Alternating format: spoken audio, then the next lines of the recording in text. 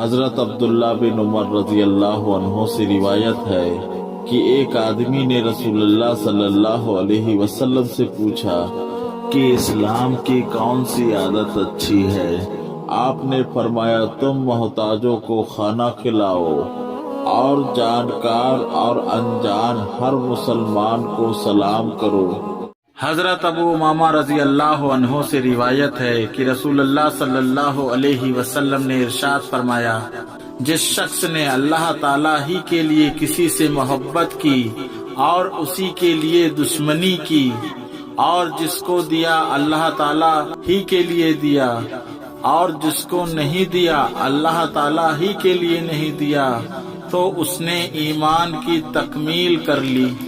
حضرت ابن عباس رضی اللہ عنہ سے روایت ہے کہ ایک صحابی نے رسول اکرم صلی اللہ علیہ وسلم کی خدمت میں حاضر ہو کر عرض کیا، اے اللہ کے رسول، میں اپنے دل میں ایسا خیال پاتا ہوں کہ زبان سے ان کے اظہار کے بجائے جل کر کوئلہ ہو جانا مجھے زیادہ پسند ہے۔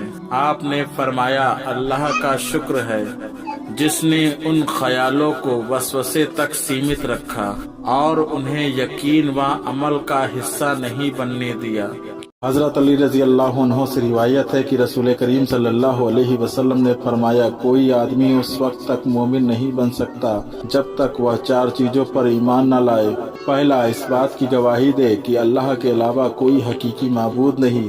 دوسرا، یہ بھی گواہی دے کہ حضور صلی اللہ علیہ وسلم اللہ کے بھیجے ہوئے سچے رسول ہیں۔ اور تیسرا، موت اور مرنے کے بعد دوبارہ اٹھنے پر یقین رکھے۔ چوتھا، تقدیر پر یقین رکھے۔ حضرت ابو طلحہ رضی اللہ عنہ سے روایت ہے کہ ایک دن رسول کریم صلی اللہ علیہ وسلم تشریف لائے۔ آپ کے چہرے پر خوشی کے آثار تھے۔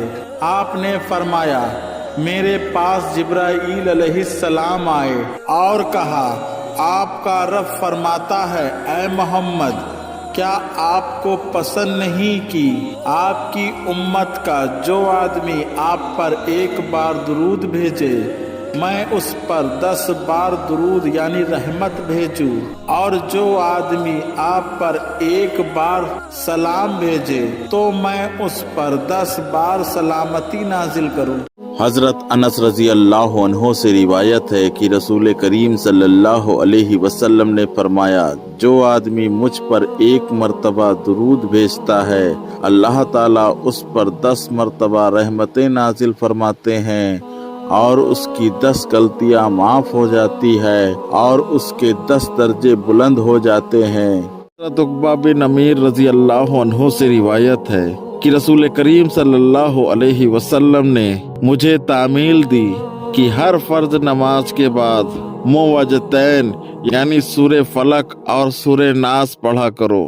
حضرت انس رضی اللہ عنہ سے روایت ہے کہ رسول کریم صلی اللہ علیہ وسلم نے فرمایا، جس آدمی نے فجر کی نماز جماعت کے ساتھ ادا کی، اس کے بعد سورج نکلنے تک اپنے مصلی پر نماز کی جگہ پر بیٹھ کر اللہ تعالیٰ کا ذکر کرتا رہا، پھر 2 رکعت نفل ادا کی، تو اس کو مکمل حج اور عمرے کا ثواب حاصل ہوگا۔ آپ نے یہ الفاظ 3 بار فرمائے۔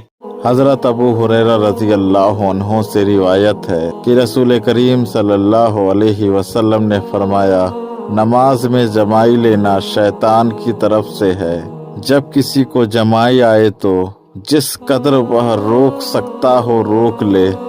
حضرت ابو درداء رضی اللہ عنہ سے روایت ہے کہ رسول کریم صلی اللہ علیہ وسلم نے فرمایا، کسی آبادی یا جنگل میں اگر 3 آدمی ہوں اور وہاں نماز جماعت سے نہ ہوتی ہو تو ان پر شیطان غالب آ جاتا ہے۔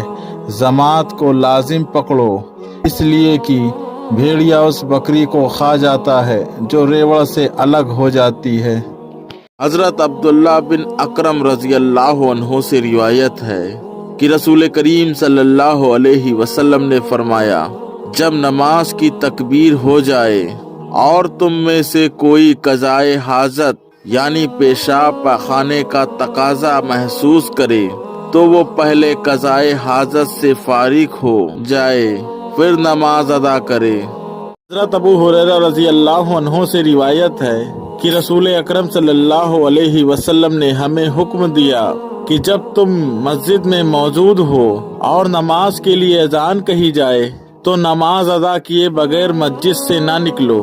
हजरत अनस रजी अल्लाह अन्हु से रिवायत है कि रसूल करीम सल्लल्लाहु अलैहि वसल्लम ने फरमाया, नमाज में सफ़ों को मिलाओ, सफ़ों में करीब होकर खड़े हुआ करो और नमाज में अपनी गर्दनों को बराबर रखा करो। उस जात की कसम जिसके दस्ते कुदरत में मेरी जान है, मैं देख रहा हूँ कि शैतान सफ़ों में खाली जगह होने की वजह से बकरी के बच्चे की तरह घुस आता है। हजरत अनस रजी अल्लाह अन्हु से रिवायत है कि रसूल करीम सल्लल्लाहु अलैहि वसल्लम ने फरमाया, सबसे पहले पहली सफ को मुकम्मल करो, फिर उस सफ को जो उसके पीछे है, कमी आखिरी सफ में हो।